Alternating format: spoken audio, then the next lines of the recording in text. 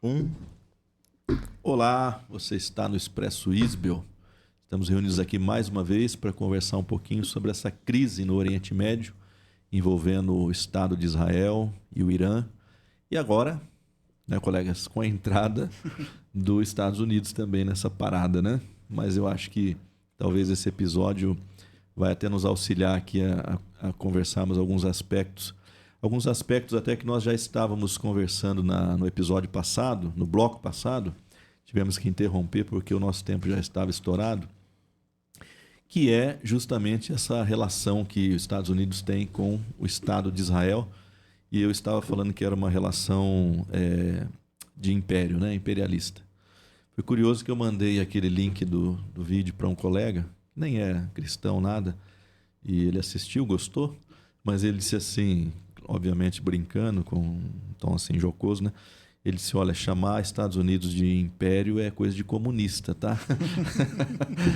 Mas eu fiquei pensando, obviamente que eu não entrei em detalhes, mas eu fiquei pensando que talvez essa impressão tenha sido causada em alguns, né? O que vocês acham? Quando a gente fala dos Estados Unidos como o grande império e que tem relações de dominação com outros lugares, outros estados, né, e países, vocês acham que isso existe no imaginário das pessoas Eu acho que ou é ponto pacífico? eu acho que o americano, de modo geral, né, não só o Estado americano, mas o americano, de modo geral, ele é colado com uma coisa meio ideológica mesmo, né? Por ter uma cultura forte, né? Por ter Exato. essa presença forte no mundo, questão bélica, né? Ser um país que a gente reconhece como um país que tem uma identidade muito forte, né? E deixa muito claro que essa identidade é forte. Então, acho que aí essa acusação ela é parcialmente verdadeira, né? Porque, de fato, dá essa impressão mesmo que eles têm essa potência toda, né? E parece que esse último ato dos Estados Unidos, no sábado passado, Demonstra reforça, né, essa ideia, né, de entrar numa guerra onde, teoricamente, ele não foi convidado, né, apesar que Israel esperava, né? Todas as guerras são uma guerra americana, parece. Né? Exato. Pelo menos as últimas, né? Exato. Desde os anos 2000 aí, nós temos visto que são guerras americanas. Mas quando a gente fala que os Estados Unidos ele tem um aspecto imperialista, a gente está fazendo uma análise histórica, né? Se você olhar para os grandes impérios da história, você percebe que hoje a bola da vez é o governo americano, né? É o Estado americano. Ele tem a maior economia, o maior armamento, a maior capacidade talvez de penetração na cultura dos outros estados, né? Até mesmo no Oriente, o espaço econômico que ele ocupa, né? Ninguém tem lá um B-2 Spirit, né, para chegar bombardeando instalações que estão subterrâneas, né, mas ele tem. Então a gente percebe que o Império Britânico, né, que basicamente declinou ali na Segunda Guerra, ele cedeu lugar ao Império Americano, né? E aí eu acho que isso leva a gente a pensar na relação com Israel, né, porque todo império, eu acho que até nós tínhamos dito isso, todo império age estrategicamente com os dominados no sentido de utilizar sua melhor força, suas melhores capacidades, né? Adriano, que é um biblicista, né, de primeira, juntamente com Maurício Mantovani, que está nos devendo aqui, inclusive, uma participação, uma presença, né? Quando a gente olha para o Império Babilônico, por exemplo, né, na ocasião ali do exílio, é curioso que ele tira o melhor de Judá e de Israel, né? Para si também, né? Nós temos situações assim, né? Temos. Especialmente ali no livro de Daniel, a gente consegue perceber isso, né? Sim, isso gera algumas crises, né? E dentre essas crises, nós temos as crises apocalípticas. Quando o Daniel, que é um livro apocalíptico do AT, e o próprio livro Apocalipse do Novo Testamento, que, querendo ou não, tem uma crítica velada ao império. Exato. Ou seja, Babilônia, ou Roma, né? Ou dentre outros. Então, a gente vê essas marcas de impérios desde a Babilônia, Roma, Estados Unidos, Assíria, e assim por diante, né?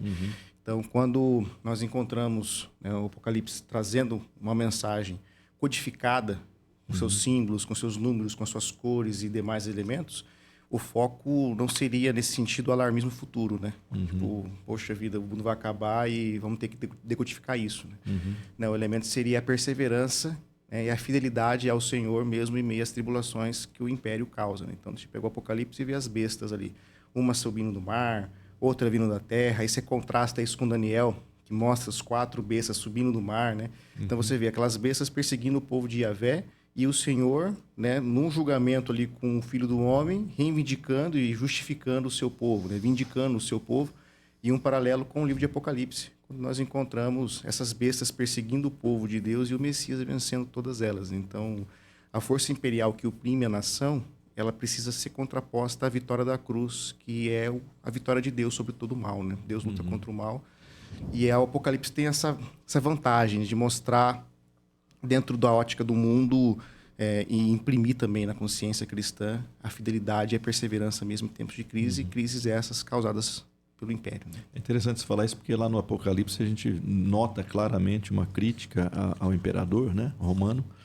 E no livro de Daniel, também apocalíptico, você percebe as críticas aos impérios daquele tempo, né?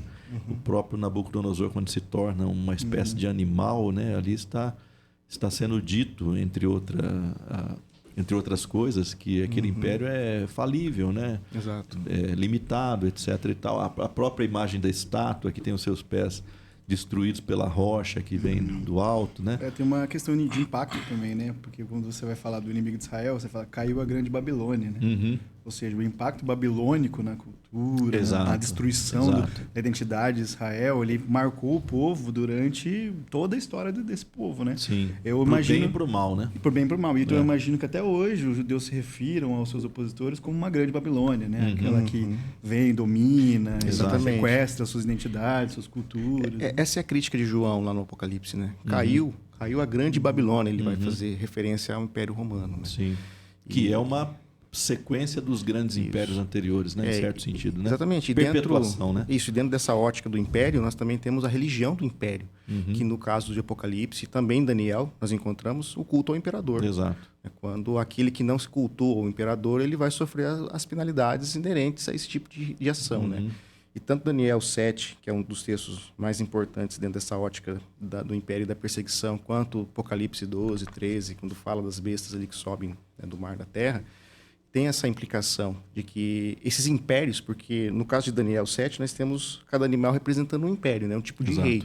Esses impérios perseguem o povo de Deus. Né? Esses impérios eles vão massacrar, eles vão ter uma vitória, digamos assim, permitida por Deus, até que o ancião de dias julgue e vindique o seu povo. E o Apocalipse também tem esse paralelo, de que a besta ela também tem autoridade, né? Ali aquela trindade satânica, né? Que é o dragão e as 2 bestas, né?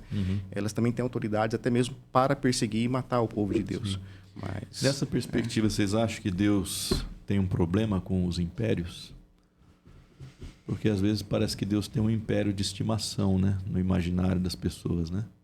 E normalmente é aquele que está vigente, é aquele que está no momento ali, né? Eu acho que para responder a sua pergunta, não sei se eu vou conseguir ser claro na minha resposta, mas voltando aqui no Apocalipse, o Apocalipse 4 e o 5, que é uma espécie de coração, né, do livro de Apocalipse, ele mostra um convite de João, o trono, uma voz do céu chamando João para subir. João sobe, então ele tem uma visão ali do conselho divino, extraordinária aquela visão, né, dos animais, ele vê também, né, os anciãos, etc. E uma voz que diz para ele, né, que quem poderá abrir um livro que estava na mão de Deus no trono, na mão direita de Deus no trono. E esse livro está selado, e ele começa a desesperar, cara, porque ele não encontra ninguém na terra, nem debaixo da terra, nem em lugar nenhum que possa abrir esse livro, tocar nesse livro que está na mão de Deus. E ele chora copiosamente, e um dos anciãos coloca a mão nele e diz para ele: não chores, porque o leão da tribo de Judá venceu. Ele é digno de abrir o livro. Né? E João, ele vai olhar, ele não vê o leão, ele ouve sobre o leão. Então, quando ele olha para o leão, ele não vê o leão. Ele vê um cordeiro que foi morto. E esse cordeiro que sobe e pega o livro e abre os selos, né?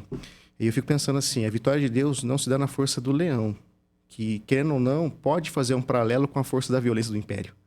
Né? Mas a vitória de Deus se dá na vulnerabilidade do cordeiro. Ou seja, na morte, no sacrifício. Fantástico. Não na força das armas, mas é na força do amor. Do amor que se sacrifica. Então, eu acho que, nesse sentido, todo o imperialismo que traz uma ideia de abuso, de confronto, de política enviesada, eu acredito que Deus é contra todas essas questões. Nós já trazemos aqui também no outro episódio, mas eu acho legal reforçar a ideia de que a perspectiva de Jesus, né, que é o cordeiro que ele está mencionando aqui, ela não é uma perspectiva de poder, poder bélico, poder militar, né, como se esperava que fosse. Então, se a gente retoma isso como um princípio do Cristo, a gente passa a ver o poder do império como força, como brutalidade, como até um pouco anticristã, ou Exato. anticruz, vamos dizer assim, né? Exato. Não só anticristã, mas anticruz. O poder pelo qual Jesus estabelece, né, reorganiza, reclassifica o seu povo, tem mais a ver com o domínio, que ele chama de domínio do amor, né? Ou seja, aquele domínio que ele não tem como consequência a força, a brutalidade, né? Você tentar apertar esse grupo. Então, nesse sentido, o imperialismo, como a gente conhece, esse domínio de poder, ele é contrário, sim, ao evangelho. Não no sentido oposto só, porque também a gente encontra as batalhas de Israel, de modo geral, mas no sentido de a razão pela qual a guerra acontece, né? Qualquer guerra acontece.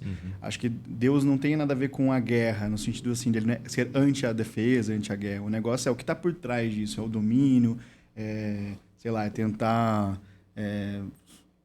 oprimir um povo, né? Ou tentar arrancar o melhor, como você disse. Eu achei legal que você comentou, porque o povo de Israel sempre foi assim, né? Sempre tiraram o melhor deles. Se você vai olhar todas as batalhas, todas as confusões que aconteceram envolvendo Israel com outros grupos, era assim. Sempre teve essa mesma característica, né? Vamos tirar o que é melhor. Você pega, por exemplo, lá na Segunda Guerra, arranca o ouro, arranca a cultura, arranca a identidade, né? Ou seja, tudo Capital que é de intelectual. capital intelectual, então, ou seja, tudo que é de bom do povo a gente arranca e deixa ele nas mazelas da sua seu próprio gueto ali, né? Sim. Então, nesse sentido, eu achei muito interessante o que o Adriano falou, porque isso coaduna também com a ideia de que muito contemporânea, de que Deus está na força, no poder, na manifestação visível, né, da brutalidade, da força, e aí você se identifica com outro Deus que não é o Deus de Israel. Exato. Né? Não é o Deus que sempre protegeu o povo de Israel. Então, acho interessante a gente pensar no imperialismo a partir disso. Não que por si só os impérios são oposição ao reino, mas é que no reino a lógica do império não atua dessa forma. Né? Acho que essa é a grande... A palavra diz que Deus pode dobrar, inclusive, o coração do rei, né? Como torrentes de água, né? Mas a questão é que, por natureza, os impérios são, sim, violentos, né? Eles entram tirando o melhor, destruindo, sugando, né? Não estou dizendo que o Império Americano faz isso, né? O Império Americano tem suas contribuições também em muitas áreas no mundo, né? É como teria Mas a gente poder, não vai associar ele com a figura divina, dizendo, olha, aqui está o enviado de Deus para esse momento, né? Esse é o problema. O salvador talvez, das pátrias. Então a minha pergunta foi capciosa, assim, porque eu não sei se vocês já fizeram esse exercício, às vezes eu faço. Eu leio aquele texto da tentação de Jesus e no lugar do diabo eu coloco o César ali. Já fizeram esse exercício? Cara, né? Se você colocar o César ali, você vai perceber que a linguagem, exatamente, ela não precisa alterar em nada, você não precisa mudar em nada a linguagem do diabo, né? Ela cabe perfeitamente na figura do César, né? Então, Jesus, em certo sentido, também acho que ele manifesta uma oposição aos impérios do seu tempo, né? E talvez isso contribua também para o fim que ele teve, né, para a crucificação, etc. Não sendo o único elemento, obviamente, né? Tanto o Michael Gorman quanto o Scott McKnight, quando eles analisam a questão do império, né, dentro de um contexto bíblico, né, teológico, ele traz algumas características daquilo que seria, né, aquilo que define o império, né? E a primeira delas é o ser anti-Deus, que é um sistema totalmente idólatra, né? Que é uma perspectiva que você vê tanto em Roma quanto na Babilônia, né? Uma outra característica é ser um império opulento, né? Luxúria, né? Que já é uma das características que a gente encontra na Babilônia, né? Lá no capítulo 17 de Apocalipse fala, né? Achava-se a mulher vestida de púrpura, de escarlata, adornada de ouros, de pedras preciosas, de pérolas, tendo na mão um cálice de ouro transbordante de abominações e com as imundícias de sua prostituição. Depois, outra característica é o assassinato, né? Ou seja, a violência. E o último, a imagem, né? O império, ele quer adoração, ele quer admiração para si. Então, essas características a gente encontra, né, ali em todos os movimentos anti-Deus dentro da história. E você vê o Cordeiro se confrontando essas realidades, né? Que são anti-Deus, que manifesta o poder por meio da força violenta, armada, etc. Né? A gente chegou a falar no bloco anterior que parece ser evidente que Israel, o Estado de Israel, ele conta com a força americana, né? Me parece que isso aí não é uma coisa que nem cabe muita discussão. Mas quando a gente volta lá no Daniel, então, dentro daquela ideia de que o império sempre pega o melhor, a gente vê que Daniel e seus colegas foram tirados, né, do seu contexto, levados para a Babilônia, na Babilônia ressignificados, ou assim, treinados para outras finalidades, né? Claro que não sucumbiram às pressões idólatras, etc. e tal, mas no fim eles se tornaram figuras proeminentes, né? Na Babilônia, justamente porque o império buscou a nata, né? Buscou a elite, né? Do povo. Quando a gente vai ler o Neemias, você vai perceber quem ficou na terra. Só os coitadinhos, né? Só o pessoal que não tinha muito para oferecer para o império, né? Então, quando a gente olha hoje essa relação Estados Unidos e Israel, será que a gente pode pensar assim, como é que os americanos usufruem do melhor que Israel tem para oferecer? E o que seria esse melhor que Israel tem para oferecer? Né? A gente começou fazendo uma analogia à questão simbólica de que representa o poder, né? E eu acho que é interessante a gente pensar, porque qual que era a estrutura, né? Ao contrário dos romanos, né, que iam lá, deixavam o povo viver do jeito deles, né? Acho que é legal contextualizar isso. De deixar o povo viver a própria cultura, ter as suas hierarquias de poder, desde que aquela história, desde que me paguem o que me devem e não se rebelem. E digam que o César é o senhor da vida, tá tudo bem para mim, faz o que vocês quiserem, né? Quando você vai para Babilônia, é essa lógica de vou pegar só o capital que é importante, vou repaginar, reconfigurar isso, e aí vou utilizar desses talentos, dessas habilidades, desse conhecimento, dessa inteligência, da coisa toda, como recurso, e vou quase como se estivesse descaracterizando esse povo, né? Aos poucos. Aí, daqui a pouco, você vai se tornando mais babilônico, né? Você vai abandonando as suas tradições, abandonando as suas raízes. E esse pensamento, ele ainda está presente de algum modo. Quando a gente está falando de cultura forte, é isso que a gente está falando, de uma cultura que vai se sobrescrevendo aos poucos, a outra, até que daqui a pouco você tem ali uma cultura meio mista ou mais para lá do que para cá, né? Então eu vejo que os grandes impérios atuais, eles têm um pouco dessa percepção ainda, desse tipo de domínio, que não é só o domínio bélico, né? Então eu não vou lá e faço refém aquele povo. Eu vou infiltrando na cultura daquele povo de um modo que parece que daqui a pouco você não sabe mais quem é quem, né? Então, quando a gente está trazendo para o nosso contexto aqui, né, da contemporaneidade da vivência da igreja, você encontra isso também na nossa cultura, né? Nossa cultura teológica, nossa cultura... Você vai encontrando esses elementos, assim, que daqui a pouco você fala, tá... Então, você não sabe mais o que é seu, o que é do outro e o que é a combinação das duas coisas, né? E tem uma sutileza aí, porque se você... Aqui a gente não para pensar, mas se você parar para pensar agora, no nosso momento nós estamos vivendo, tudo que está ao nosso redor aqui, você vai perceber que nós incorporamos culturas... Sim. Normalmente norte-atlânticas, né? Europeias e americanas, né? E elas são tidas como melhores de qualidade, porque até são, em algum aspecto, né? E foram disseminadas, popularizadas, ao ponto que a gente não questiona mais, né? Então, assim, nós estamos vestindo aqui uma roupa árabe, por exemplo, né? Ou as tangas dos tupi-guaranis, né? Nós estamos vestindo jeans, que obviamente é uma produção americana. Né? E assim, não é uma crítica a isso, porque obviamente a gente quer o melhor que existe, pensando em lógica de mercado, né? A gente quer o melhor que existe no mercado. Agora, o que a gente não pode perder de dimensão, né? Até o Gilberto Freire fala isso bastante, né? Na questão da identidade do brasileiro. Por ser misturado, o povo acaba se esquecendo da sua própria origem. Exato. Né? Então, quando eu trago isso para o elemento aqui de... Se eu preciso... Vamos imaginar assim, na discussão lá na mesa de bar, né? Falava assim, você é pró esse país ou pró esse país? As nossas considerações não são considerações brasileiras, né? De forma alguma. São considerações importadas em algum aspecto, na literatura, no cinema, no noticiário, né? A forma do nosso noticiário, eu sou jornalista, posso falar isso, ela é americana inteira, né? O formato, eu digo. Então, o que eu quero dizer assim com isso? Não há problema em você ter esses pontos de intervenção entre as culturas. O problema é quando você começa a substituir isso por uma identidade quase como se fosse uma cópia, ainda mal feita, né? Daquela cultura que já existe e ela vai se sobrescrevendo ao ponto de descaracterizando mesmo, né? Sim. Então é esse cuidado no pensar que eu acho que a gente precisa ter quando vai tomar algum posicionamento. Seja ele teológico, seja ele cultural, seja ele qualquer perspectiva familiar, né? Então, esses cuidados eles não se apresentam para nós de uma maneira muito simples. Você precisa pensar sobre isso, né?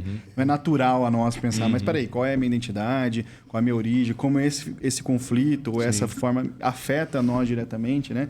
E a gente começa a ir importando de uma forma que as coisas vão se subscrevendo de alguma forma. Que é uma outra característica que podemos adicionar aí, Adriano, que é a colonização de espaço, de coisas, de mentes, pensamento. de pensamento. O Bruce Metzinger, ele tem uma frase bem interessante sobre isso, né? Ele diz assim: a Babilônia é uma alegoria da idolatria que qualquer nação comete quando enaltece a abundância material, a proeza militar, a sofisticação tecnológica, a grandiosidade imperial, o orgulho racial ou qualquer outro tipo de glorificação da criatura acima do Criador. Matou a pau. Essa é a definição. Né? E aí, assim, né, a identificação com o grande, né? Eu acho que essa é a sedução. Bom, se Babilônia é grande, é melhor eu ser amigo dela. Né? Do que eu ter que imprimir as minhas culturas aqui. Então, esse pensamento ele está recorrente ainda hoje, né? Na forma como a gente pensa. Sim. E é interessante levar em conta isso, porque dentro de uma ótica ali do judaísmo do primeiro século e tentando fazer um paralelo com o judeu hoje, né? No contexto do Império Romano, o judeu ele tinha uma isenção. A isenção de não orar ao imperador. Então, a isenção imperial que dada aos judeus, de que eles não precisavam orar ao imperador, mas pelo imperador ao seu Deus, isso caracteriza algumas questões sociais dentro da construção do pensamento cristão ali no primeiro século. Né? E de onde vem essa concessão aí? Porque não era normal isso, né? O império dar essa concessão de não orar ao imperador. Não, na verdade não era normal, só que levando em consideração que o império ele também visa a paz, e pelo fato de que o judeu crê em um único Deus, então é melhor você deixar ele em paz ali, ter o domínio e dizer o seguinte: não, ore ao seu Deus por nós, né? Do que forçar uma questão, como aconteceu em séculos anteriores, na revolta dos Macabeus, quando Antíoco Epifânio, o sírio, ele tenta helenizar o mundo até então conhecido e vai forçar os judeus a transgredir a Torá, né? Então nós temos o caso do rei que forçou, né, os filhos de uma mãe a comer carne de porco, e eles negaram comer essa carne de porco, e um por um foi morto ali, tragicamente, violentamente. E é interessante que nesse texto, que é no 2 Macabeus 7, nós encontramos a força da ressurreição já presente, né? Enquanto o tirano ia cortando os pedaços e ameaçando, eles diziam, né, assim: o Senhor vai me devolver isso na ressurreição dos mortos. Então, não tem como você simplesmente impor, né? Então, eu acho que Roma ela agiu dessa forma. Deixa o judeu orar ao seu Deus, mas tipo, eles tinham domínio de tudo, né? Isso garante a expansão do império e a longevidade do império também, né? Exatamente. Porque se você... Aquela coisa, a violência, de um modo geral, né? Ela não é uma violência educativa, né? Você não passa a ser alguém porque alguém te deu uma surra, né? Vai gerar reação. Exatamente. Vingança, e aí você não evita as insurgências, né? Então, acho que é E isso gerou problema também nas igrejas paulinas, porque, veja só, né, pensando que as igrejas gentílicas elas vão nascer de um contexto judaico, né, automaticamente os gentios não vão adorar os deuses do Estado. Eles vão adorar Jesus. Né? E isso vai gerar problema social, por quê? Porque as nações ali, os vilarejos, as províncias, eles vão reivindicar a adoração aos deuses deles. Então, quem é esse grupo de pessoas que não são judios, que não são judeus, melhor dizendo, que não adoram o imperador, que não adoram os deuses que nós adoramos? Por que essas pessoas não adoram? Eles estão reivindicando para si uma isenção judaica, que é típica só do judeu. Então, por que aconteceu uma tragédia na cidade, por exemplo? Alguém poderia falar assim: aconteceu porque alguma divindade está irada. Então, nós precisamos ir lá e aplacar a ira dela, fazer alguma oferenda, alguma coisa do tipo. Aí, quando você olha para esse número de pessoas que não adoram os deuses do Estado, essas mesmas pessoas podem dizer: olha, essa catástrofe aconteceu com a gente por culpa dos cristãos. Exato. Porque eles não adoram nossos deuses ficaram irados. Então, isso gera uma questão não só teológica, mas social, porque há uma força de pressão também em cima dos judeus cristãos, né, de Jerusalém, de modo que eles precisam tentar resolver esse problema. Então, eles vão para as igrejas da Galácia e falam: vamos fazer o seguinte, vamos circuncidar essas pessoas aqui, porque daí elas vão ser judias e não vai ter problema, né? E o apóstolo Paulo, ele vai ficar muito furioso com isso e vai destruir tudo, né, cara? Ele vai escrever várias cartas ali de modo a refutar essa pretensão, eu não digo judaizante, mas na tentativa de tornar o gentio um judeu, com os seus distintivos étnicos, né? Sim. Então, é um problema social também, quando a gente pensa nisso, né? Vamos pensar dentro ainda dessa ideia de que o melhor de Israel, né, os impérios se utilizam. A gente percebe que, apesar disso, o judeu não se deixa contaminar, vamos dizer assim, ou seduzir, né? Porque você vê Daniel e os seus colegas guardando muito bem a sua linha, né? O próprio Neemias também mantendo a sua linha, mesmo servindo, né? Na mesa do imperador, né? E tal. E depois a gente começa a perceber isso também. É uma característica que aparece dos judeus, né? Porque os judeus foram expatriados, né? Eu acho que a partir ali do primeiro século 70 já começa um êxodo, né? Para outros lugares. Com a revolta de Bar Kokhba, a coisa piora, né? O pessoal vai se esparramando mesmo, né? A diáspora, né? Judaica. E aí a gente percebe que até, pelo menos a fundação do Estado de Israel, eles estão vivendo em terras estrangeiras, mas ainda mantendo as suas tradições, ainda mantendo a sua fé. Que é isso, né? De onde que vem isso? Eu me recordo, voltando aqui aos Macabeus, no capítulo 6 do segundo Macabeus, tem um fato interessante de um escriba bem velhinho, que ele é obrigado a comer carne de porco. E os soldados que foram ali para cumprir, né, essa questão judicial de que eles deviam comer a carne de porco, ele se renega, ele fala, não, jamais vou comer carne de porco, porque eu sigo a Torá, tal daqui, tal dali. E os caras falam assim, beleza, então vamos ver o seguinte, a gente gosta de você, a gente conhece você, prepara a carne que você pode comer. Olha, interessante, você prepara a sua carne, você come e nós vamos falar que você comeu a carne de porco. Fica bom para nós e fica bom para você. Ele fala, de forma alguma. Como que os jovens vão ver a mim, né, fazendo um tipo de enganação? Como que os jovens, o que os jovens vão pensar de mim? Eu fico bem entre vocês, mas vou para o Hades completamente... eu descumpro a Torá. Fantástico. Então, essa tradição, né, isso vai conduzir até o próprio Paulo, que diz que era zeloso, extremamente zeloso, até mais do que os seus ali, contemporâneos. Isso mostra como que o judeu ele leva muito a sério a sua tradição e me leva a uma outra questão, né? Como que um judeu zeloso como Paulo, né, ele ressignifica tudo isso agora, depois de Damasco, né? Então, essa ressignificação, não o zelo que perde, né? Porque o zelo se mantém. O zelo se mantém, mas agora ele ressignifica a sua teologia à luz do Messias. Isso só pode ser por meio de uma ação sobrenatural mesmo, de uma cristofania, né? Que vira ele dos avessos ali naquele momento. Então, isso mostra como é forte a tradição e como que eles mantêm ainda firme todas essas concepções. Isso é legal, porque até hoje a gente vê que a fé e a ética judaica é praticamente a mesma coisa. Exato. Ou seja, nós dividimos isso, né? Então, inclusive, acontecem fenômenos no mundo evangélico, a gente até comentou em outro episódio aqui, que eu quero a ética cristã, mas eu não quero o estilo de vida cristão ou o comportamento cristão.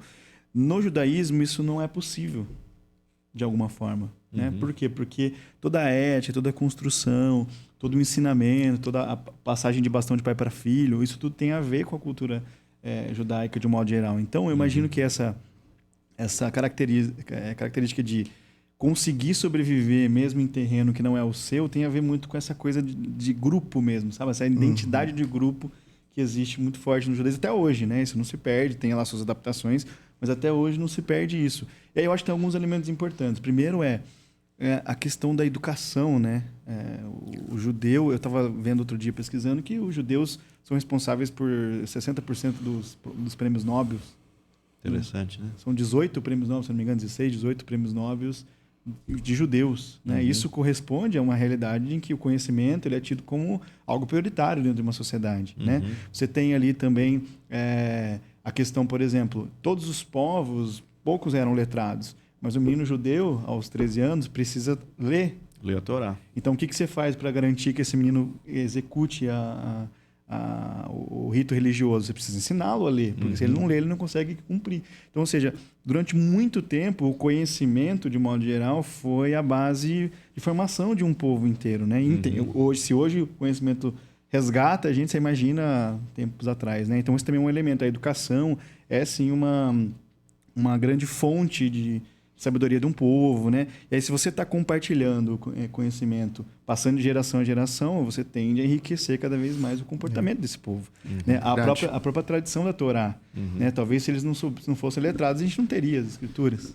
E é interessante, como muitas culturas se perderam, né? Você pega os incas, por exemplo, apesar de ter, né, muito registro ainda, você não tem essa coisa organizada como os judeus têm, né? De entender qual é a origem do povo, quais são os conhecimentos elementares, quais são os conhecimentos que são subjacentes, né? Então, o povo se organizou de uma maneira muito...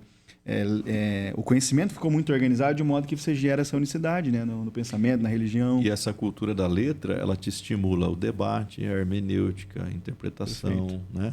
A leitura daquilo que está por trás do próprio texto, né? É o que era a sinagoga, né? Senão... Exatamente, esse espaço, né?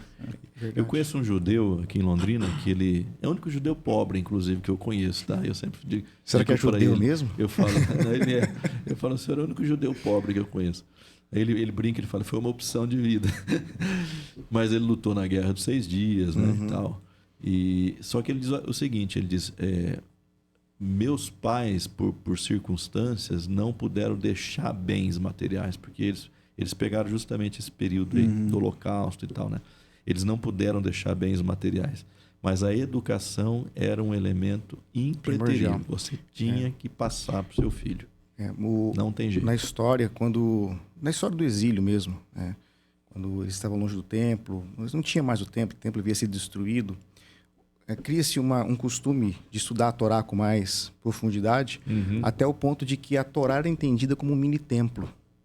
Sabe? Porque a ideia do templo é a ideia da presença de Deus no meio do povo. Né?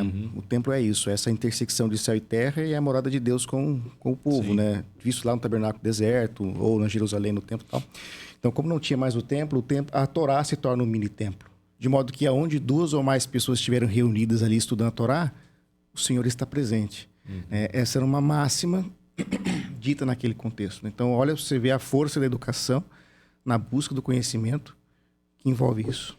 Então, e há um enriquecimento de ensino, fantástico, mas também dentro de um grupo, né? Então, esse ensino, ele é ainda mais potencializado. Exatamente. Porque você começa a compartilhar dentro de um grupo. Como uma universidade, né? A ideia de uma universidade é essa, né? Você fica ali estudando especificamente algumas coisas e aquilo vai enriquecendo. Então, eu acho esse é um elemento muito importante da cultura judaica, né? Eu lembro de ter lido, eu não lembro agora se é 13, eu acho que a média da escolaridade no mundo é 9 anos. O judeu é 13 anos de estudo. É hoje, ainda hoje, né? Não é nem naquele período, ainda hoje. Legal, ou seja, então, há uma autoescolaridade que tem a ver com essa cultura letrada e que leva eles também a outros elementos, que é, por exemplo, passar uma cultura econômica forte, né, de pai para filho. Então você vê, existem as suas culturas, suas tradições. O pai ensina o filho a ganhar dinheiro de alguma forma, né, que é a grande marca do judeu no mundo, né, é o estereótipo do judeu. Mas isso passa de pai para filho. Você tem um elemento também na Europa, principalmente ali no 19, eles não podiam comprar terras, né? Então o que você força um povo a fazer? Bom, se eu não posso ter terra, que é onde estava todo o valor, eles começam a desenvolver a sua prática de comerciante. Então eles vão até, né, tem até relatos bastante históricos disso, que eles vão até uma cidade, pô, a lã ali está mais caro, então eu pego, trago de um lugar, vendo ali. Então você começa a desenvolver também ali o que a gente conhece hoje como cultura empreendedora, né? E que está presente em Israel. Eu estava vendo outro dia, eu gosto muito dessas coisas de economia e tal, né? Eles chamam Israel hoje, atual Israel, o estado das startups. Diz que surgem startups assim absurdamente. Por quê? Porque é um povo que precisa disso.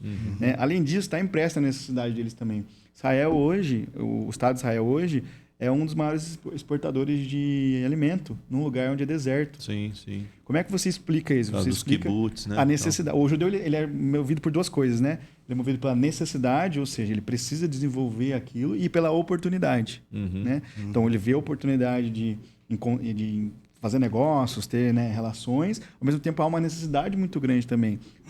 Vamos pegar a tecnologia de guerra, por exemplo, né? Atual também. É uma necessidade imediata. Se você não consegue se defender, eles já tinham sido extirpados ali daquela região onde eles se encontram. Então, essa cultura, ela também favorece esse tipo de comportamento que aqui, para nós, o Ocidente clara e rasa, você não encontra mais isso, né? Ou pelo menos você encontra de uma maneira um pouco mais tímida, né? E lá não faz parte da identidade de um povo. Que né? legal. Interessante isso, né? Você falando do comércio, eu estava me lembrando que me parece que o primeiro mercado de futuros do mundo, né, que surgiu na Holanda com o comércio de tulipas, né, que você já vendia a tulipa antes de plantar, né? Ele tem um judeu também por trás disso, né? Então, a bolsa de valores, vamos dizer assim, ela tem a sua origem ali nesse meio, né? Eu vi recentemente a história do Waze, né? O aplicativo que a gente usa hoje, que também é de origem de um morador de Israel. Interessante. Porque ali a região era toda meio complicada de você mapear. E aí lembra a questão da guerra, né? Isso surge como uma origem de guerra. Sim. E ele começou a pensar, bom, a gente tem que mapear isso aqui tudo, porque se a gente mapear, a gente vai saber trafegar melhor. Além disso, vai ser menos surpreendido, né? Então, se cria toda aquela lógica de locomoção, né? Que depois acabou sendo vendido por Google por 1 milhão. Olha só. Outra coisa interessante que eu vi que tem a ver com a cultura também. O tal do domo lá que protege, né? Sim. O Iron Dome lá que protege a questão dos mísseis. Tem um algoritmo que roda por trás, que é o seguinte, ele faz a seguinte conta. Ele pensa assim, ó. Se eu vou ser atacado por um míssil, eu tenho que ter certeza que esse míssil vai ser letal. Porque se ele não for letal, eles deixam cair o míssil. Você vai numa região, por exemplo, que não é letal. Por quê? Porque é muito mais caro eu combater o míssil do que deixar ele cair numa área. Olha só a percepção econômica, né? De um algoritmo econômico por trás da guerra. Né? Então, esse algoritmo ele funciona dessa forma. Ele diz, se vai cair no meio da cidade, então nós vamos combater. Se não vai cair numa área inóspita, então não tem por que você gastar dinheiro com isso. Deixa cair. Deixa cair lá que ele vai ser inofensivo. Então, veja, né? A nossa ideia aqui é... A gente não chegaria nisso com muita facilidade, né? Mas ali está presente já na cultura, na tecnologia deles. Isso que o Murilo falou sobre o povo judeu conseguir, né? Espalhado pelo mundo, viver em culturas diferentes, mantendo a sua identidade. Eu me lembrei desse texto aqui de Jeremias 29, que diz assim, né? Assim diz o Senhor dos Exércitos, Deus de Israel, a todos os exilados que eu deportei de Jerusalém para a Babilônia. Edificai casas, habitai nelas, plantai pomares e comei o seu fruto, tomai esposas, gerai filhos e filhas, tomai esposas para os vossos filhos e dai a vossas filhas a maridos, para que tenham filhos e filhas. Multiplicai-vos aí e não vos diminuais. Procurai a paz da cidade para onde vos desterrei e orai por ela ao Senhor, porque na sua paz vós terei paz. Fantástico. E é isso que eles têm feito ao longo da história. Né? E a proposta também, quando eles estavam na terra, era essa, trate bem os estrangeiros. Exato. Porque um dia você foi estrangeiro no Egito. Né? Exato. Então é toda uma filosofia, uma antropologia. Olha a resiliência que está nesse processo aí, né? Exatamente. Porque isso também faz diferença, né? No poder criativo de um povo, né? Você está num lugar estrangeiro, precisa me virar ali, preciso sobreviver, fazer um jogo de cintura. E agora você vê a perda de símbolos, a perda da identidade simbólica, melhor dizendo. Eles não têm mais o templo, eles estão fora da terra, né? Existem uma outra cultura, com uma outra cosmovisão, com outros deuses, com outras orações, em que eles não vão se contaminar, mas eles estão ali. Isso me leva a um pensamento que eu queria ouvir vocês, que é algo que eu li uma vez no Martin Buber, né? Que ele diz assim, talvez o grande potencial intelectual, criativo dos judeus esteja conectado com aquele monoteísmo restrito, que é, você tem um só Deus, mas você não pode criar imagens desse Deus. Tem outros monoteísmos por aí, né? Mas você pode fazer representações do seu Deus. No judaísmo você não pode. Não. Você não pode fazer nenhuma representação que está em cima do céu, embaixo na terra. E ele diz, então isso gerou uma capacidade de relacionamento com o invisível. Aí você fala, não tenho o templo, não tenho a terra, não tenho os símbolos, e mesmo assim eu continuo me relacionando com esse invisível, né? O que vocês pensam sobre isso? Porque eles entendem... A gente tem isso. Como é que é esse negócio na nossa cultura? Eu entendo que eles pensam que a ideia do Deus que eles servem, que é o Deus que nós servimos, né? Esse Deus é universal, né? Ele não é local. Então, ele não é uma divindade de um pedaço de terra. Então, eles começam a compreender no exílio que a presença deles no exílio é por conta da sua infidelidade. Sim. Então, esse é o contexto de Daniel 9. Daniel 9 faz uma oração de confissão de pecado. Senhor, nós pecamos. Por isso aconteceu isso conosco. Nós vemos lamentações também. A lamentação de Jeremias é uma lamentação de exílio, né? Então... Mas na cabeça dele você está exilado da terra, mas não de Deus, né? Exatamente, porque o Deus que eu sirvo não é o Deus da minha terra. É o Deus criador de tudo. Né? Então, lá em Isaías, por exemplo, que principalmente nos textos do exílio, do 40 em diante ali de Isaías, vai falar, né? Sobre o fato de que o Senhor é único, não há outro Deus. E quem é que pode fazer o seu braço retroceder? Então, a perspectiva é que o exilado tinha era essa, né? O Senhor permitiu que ele chegasse ali, mas esse mesmo Deus irá levá-los novamente para a sua terra, vindicando-os, né? Numa proposta de um novo êxodo, que é ali o Isaías 51, 52, né? O Senhor voltando, resgatando o seu povo do exílio. Então, isso favorece não a derrota de Yahvé para Marduk, né? Porque a perspectiva é assim, ele entrou, destruiu o templo, pegou os utensílios, levou para a Babilônia. Então, politicamente falando, né, o Deus da Babilônia venceu o Deus de Israel. Mas a perspectiva teológica de Israel é diferente, né? O próprio Babilônia foi um instrumento do seu Deus para o seu povo, né? Tem aquela imagenzinha que está Jesus assim, e o Satanás numa mesa tirando uma queda de braço, já viram? Já. Não existe isso na concepção judaica, né? Não. É impossível você imaginar uma situação dessa, né? Até mesmo porque o Deus que ele serve não tem comparação com qualquer outra divindade. Não tem outro, né? Tem lastro na história, né? Porque se eles olhando a história deles, falam, não, ele realmente sempre esteve presente, sempre com a gente, desde os nossos pais fundadores, né? Tem toda essa questão tradicional. Estava ontem, na verdade, estava vendo uma brasileira que é judia e mora lá em Israel. E ela até vive disso, né? Faz lá os passeios e tal. E aí a pessoa perguntou, na entrevista, a pessoa perguntou para ela assim, nesse momento agora, né, específico de guerra, né, ela tem filho pequeno, está grávida, inclusive, por que você, tendo a cidadania brasileira, você não vem para cá? Né? Espera a guerra passar e você volta para aí. E ela disse assim, tudo que eu me conheço por gente, toda a minha identificação, toda a minha identidade está em Israel. Então agora que Israel precisa de mim, não faz nenhum sentido eu sair de Israel. Que legal. Olha, você vê como é a percepção, né, dela. Ela disse, não faz sentido nenhum sair porque eu sou Israel. Ela falou com essas palavras. Eu sou Israel. Israel faz parte de mim. Então eu preciso... Israel agora precisa de mim. O meu povo precisa de mim. Fantástico. Então é uma concepção de guerra completamente diferente do Ocidente aqui, né? E ela mesmo sendo brasileira, apesar de, né, ter a raiz ali de Israel, ela falou, eu vou ao Brasil para visitar, mas o meu lugar não é no Brasil. Ela é brasileira, né? Mas o meu lugar não é no Brasil. Eu sou o povo de Israel. Ou seja, você está falando de uma identidade. De uma identidade, né? Ou seja, é isso que está no fundo da questão da nacionalidade, né? Não é só um estado, não é só um país. Eles são um grupo, um povo. A identificação deles é com o sangue, né? Isso é interessante. Aonde estiver um judeu, seja em qual lugar geográfico esteja, ali tem o povo judeu. Exato. Fantástico. Curioso isso, né? E é um dado que a gente tem que se lembrar, que antes do Estado de Israel, havia judeu alemão, judeu húngaro, judeu russo, judeu, né? Muitos se alistaram, inclusive, nos exércitos. Mas judeu em outro estado, né? Mas como ele falou da identidade, isso me leva às pesquisas do Richard Bauckham hoje, quando ele trata o monoteísmo de identidade.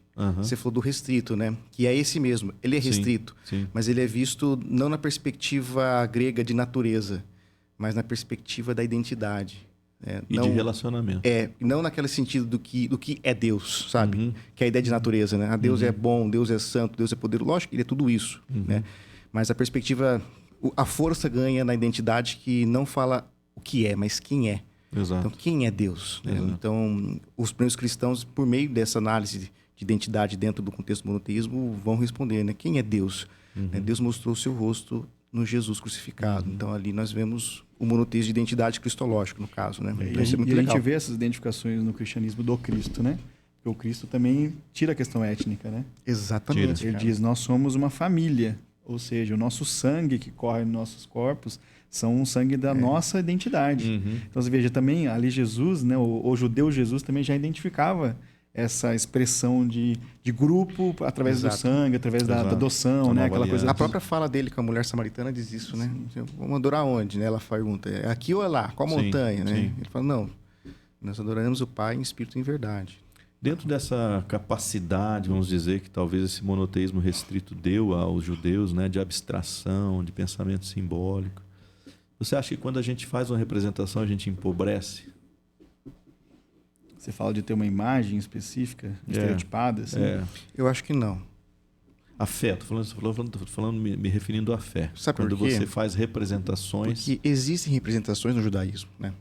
Então, a própria Arca da Aliança, ela tem imagens de querubins na tampa dela. E no próprio movimento do Êxodo, Deus mandou construir uma serpente para que o povo olhasse e fosse curado das suas enfermidades. Mas diga assim, nunca de Yahvé.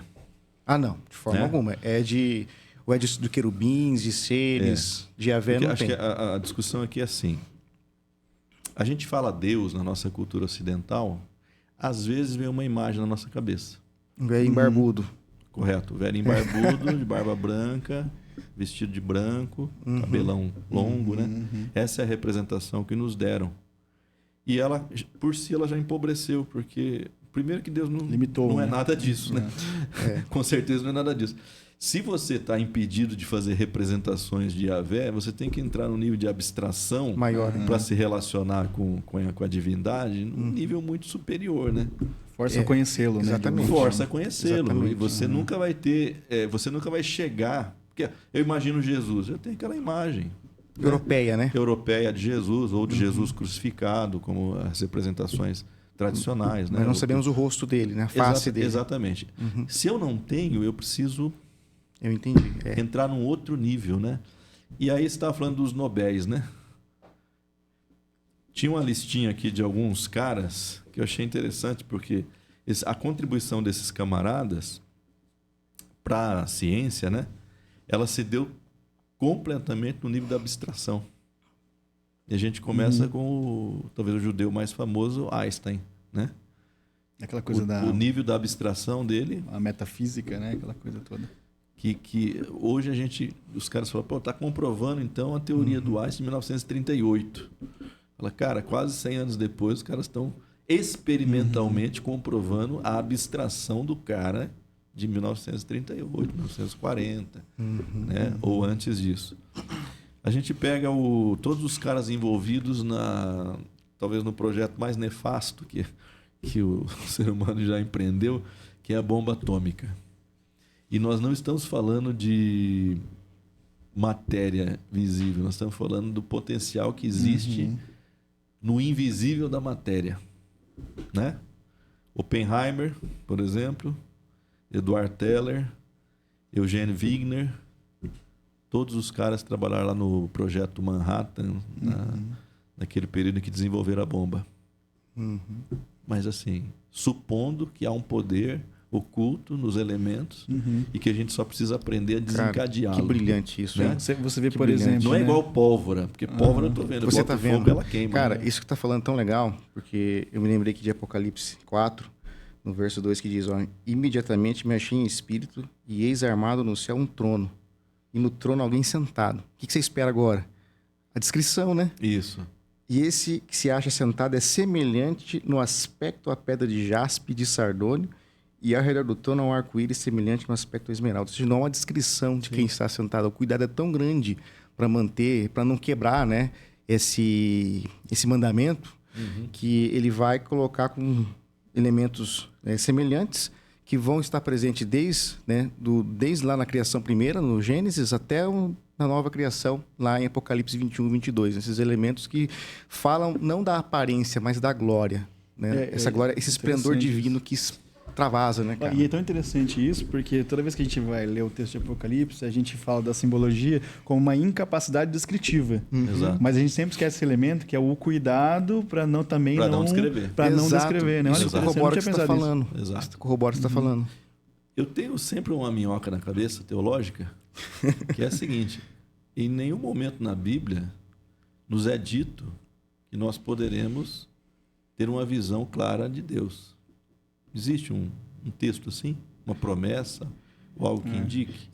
Porque no Apocalipse, quando há todo o processo de restauração e tal, a gente se relaciona com o Cordeiro. O Cordeiro é a luz das nações, né? As nações servem a ele e tal. A gente não vê a figura...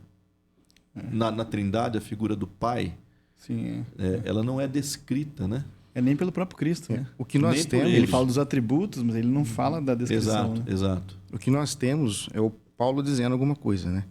Lá em 1 Coríntios 13, ele vai dizer o seguinte, que quando, porém, vier o que é perfeito, então o que é em parte será aniquilado. Quando eu era menino, falava como menino, sentia como menino, pensava como menino. Quando cheguei a ser homem, desisti das coisas próprias de menino. Porque agora vemos como em espelho obscuramente. Então veremos face a face. Agora conheço em parte, então conhecerei como também sou conhecido. Esse é um texto... Mas ainda assim não deixa claro Não. Se é o cordeiro, né? Porque esse ou se é o pai, né? Eu entendi o que você está falando, porque a ideia é de exaurir o conhecimento. Como que se nós, mesmo ressuscitados, pudéssemos de alguma forma esgotar Deus na visão. Exato. Isso não tem como mesmo, né, cara? Não tem como.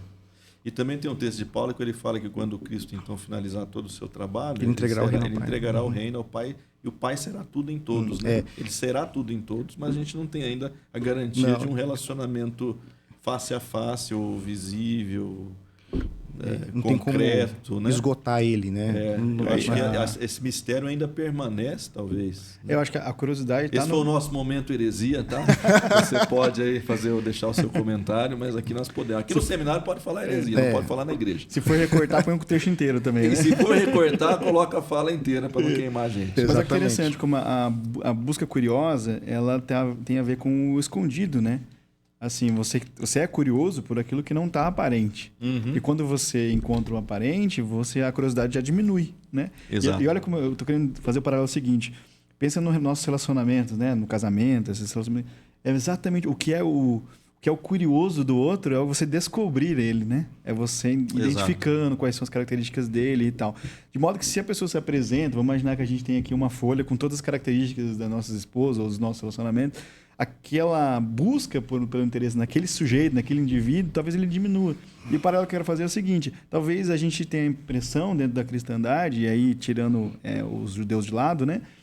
Que a gente conhece por completo Deus. Então eu não preciso mais ir tanto na direção dele, porque afinal de contas eu conheço todos os atributos dele, eu sei quem ele é, eu tenho um relacionamento, né, às vezes até projetivo, para usar a linguagem psicanalítica aqui, né? Então eu não preciso mais descobrir nada de Deus, eu já conheci ele como um todo, no sentido imagético da coisa. E essa né? armadilha é muito comum para o cristão, e não só para o cristão, mas qualquer religião que julga ter atingido já o conhecimento pleno da divindade. Porque conhecer por completo é dominá-la. Exatamente. Tem um ditado budista que diz assim: se encontrares Buda pelo caminho, mate-o. Porque você não encontrou Buda, né? Engraçado, essa concepção dele é assim. Você jamais vai encontrar Buda, né? Você está numa busca, numa procura, mas se você encontrar, mate.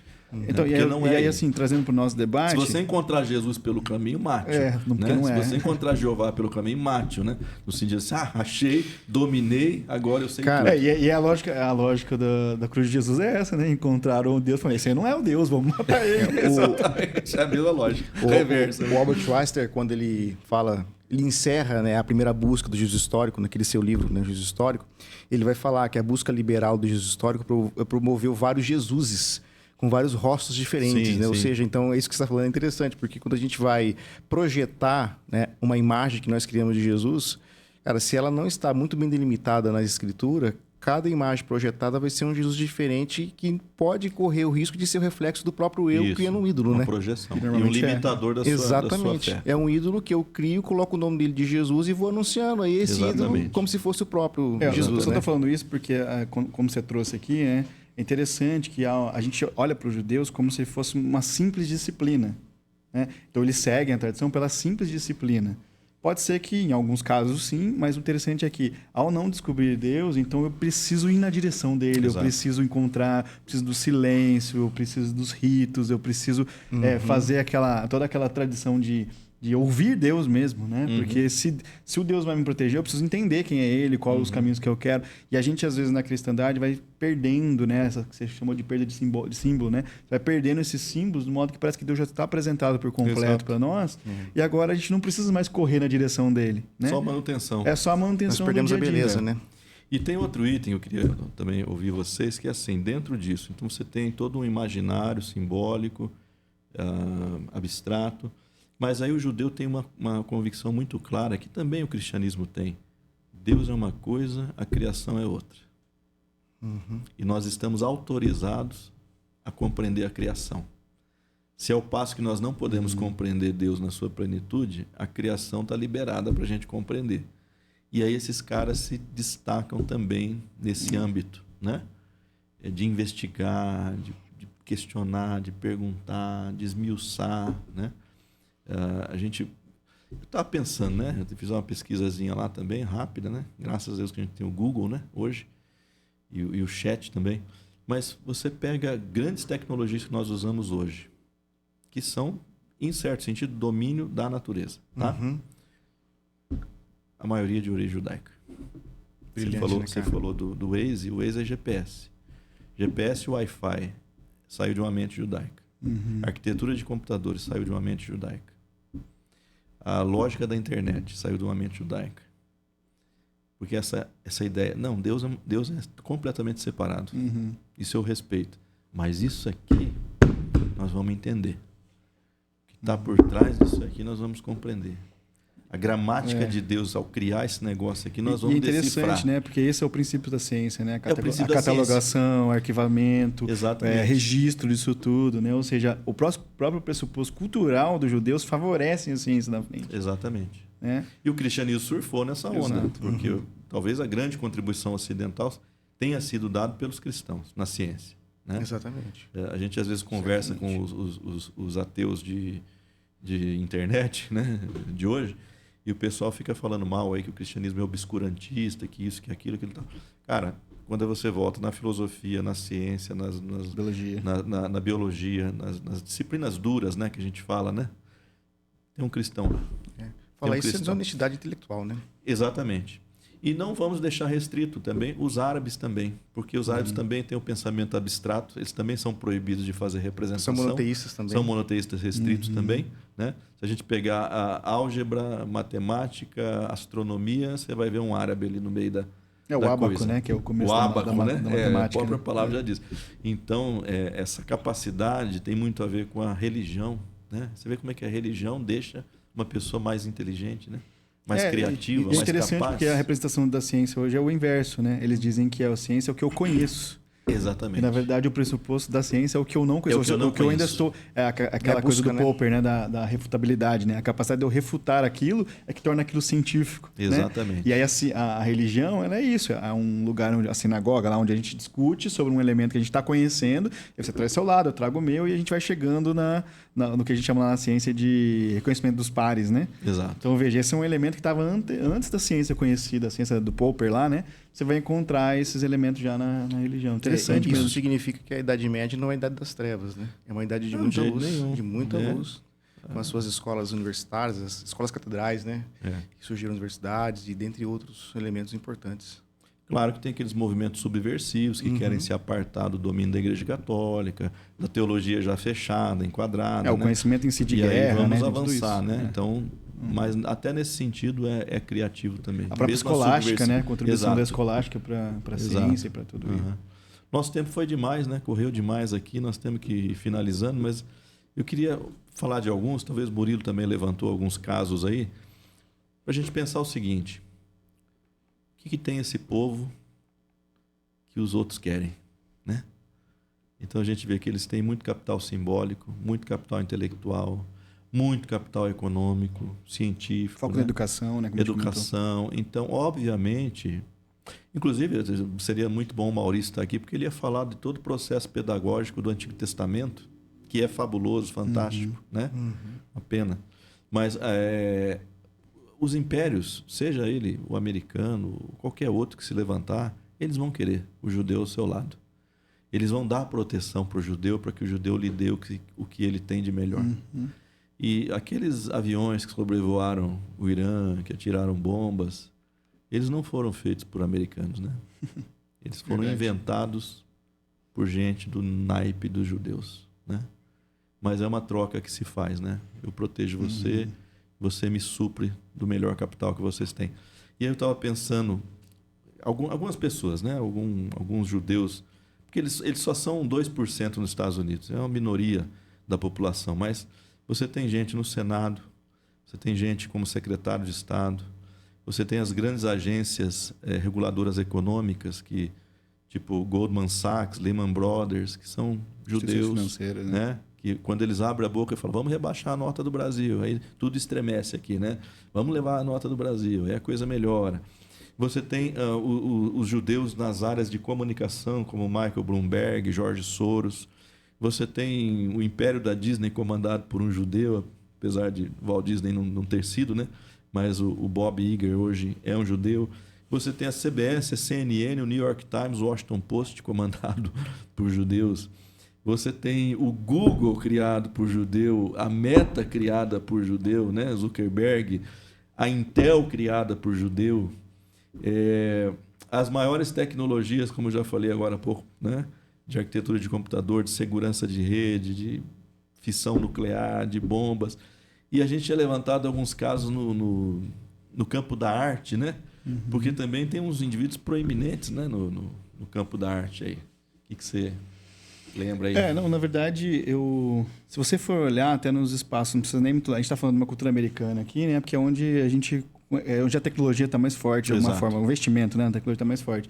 Mas você tem aqui no Brasil, por exemplo... Eu sempre esqueço o nome dele, o da Casas Bahia, Samuel... Eu não me lembro. O dono das Casas Bahia, por exemplo, ele é um judeu. O Silvio Santos, né? O próprio Silvio Santos, né? Então, mas a gente imagina que isso acontece só fora, né? Não.